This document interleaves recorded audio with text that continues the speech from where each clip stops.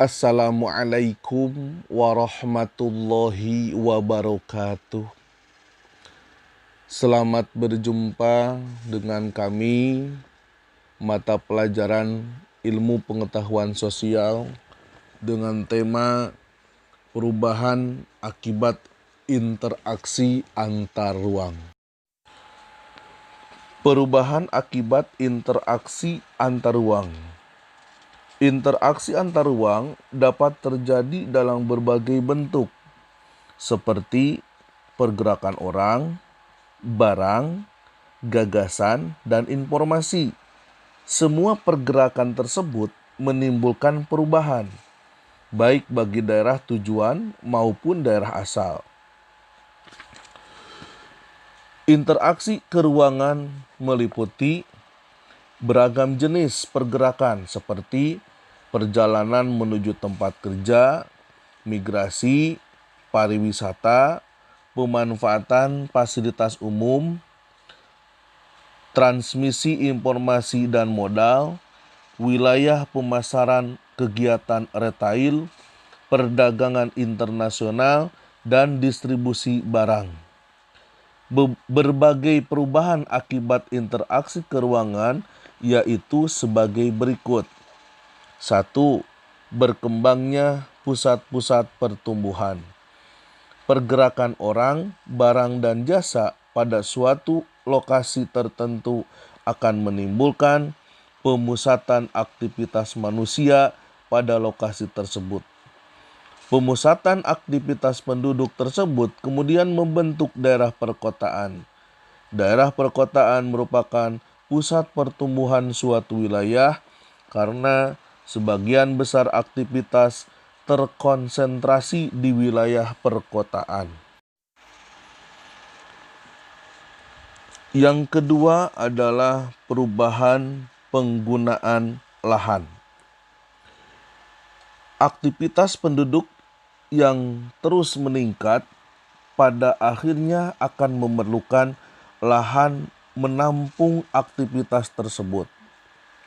Semakin banyak penduduk yang datang pada suatu kota akan disertai dengan kebutuhan tempat tinggal. Akibatnya terjadi alih fungsi lahan dari lahan pertanian menjadi permukiman. Hal yang sama juga terjadi pada industri, perdagangan, jasa, dan lainnya yang memerlukan lahan untuk menampung aktivitasnya. Dengan demikian, terjadi perubahan penggunaan lahan dari pertanian ke non-pertanian atau permukiman, industri, perdagangan, jasa, dan lainnya. Yang ketiga, perubahan orientasi mata pencaharian.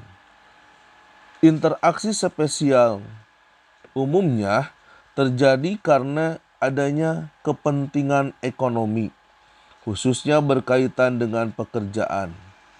Daerah yang menjadi tujuan pergerakan penduduk akan dihuni oleh mereka yang memiliki pekerjaan yang beragam. Jenis pekerjaan juga berkembang karena adanya kebutuhan akan barang dan jasa yang semakin beragam. Orientasi pekerjaan berubah dari yang tadinya berorientasi pada sumber daya alam, khususnya petani, menjadi pekerja lainnya. Yang keempat adalah berkembangnya sarana dan prasarana. Terjadinya pergerakan orang, barang, dan informasi memerlukan sarana dan prasarana. Pembangunan sarana dan prasarana akan semakin meningkat dengan meningkatnya pergerakan tersebut.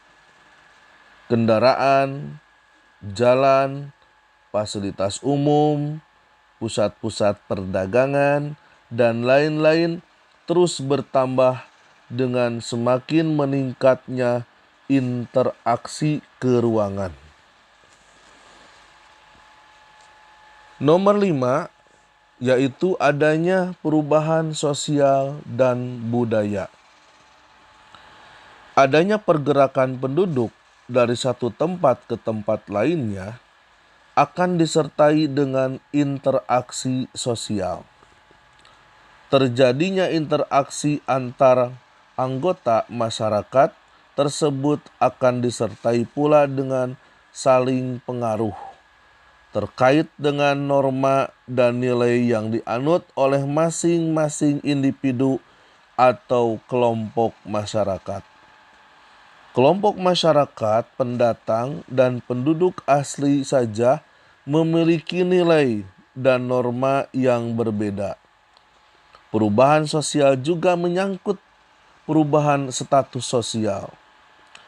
Berkembangnya suatu wilayah karena adanya interaksi spasial akan memengaruhi status sosial masyarakatnya.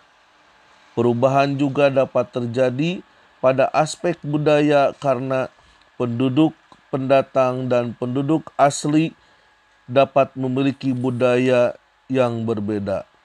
Perubahan sosial dan budaya pada saat ini tidak lagi hanya karena adanya pergerakan penduduk, tetapi juga karena adanya aliran informasi dari suatu daerah dengan daerah lainnya, bahkan antar negara atau benua yang jaraknya sampai jauh sekali. Contohnya, gaya busana aktor atau aktris di Amerika kemudian ditiru oleh penduduk Indonesia. Perubahan akibat interaksi keruangan yang keenam adalah berubahnya komposisi penduduk. Interaksi keruangan dalam bentuk pergerakan orang akan menimbulkan konsentrasi penduduk dalam suatu wilayah. Penduduk tersebut memiliki latar belakang yang berbeda-beda, misalnya agama, status sosial, usia, jenis kelamin, mata pencaharian, etnik atau suku bangsa, dan lain-lain.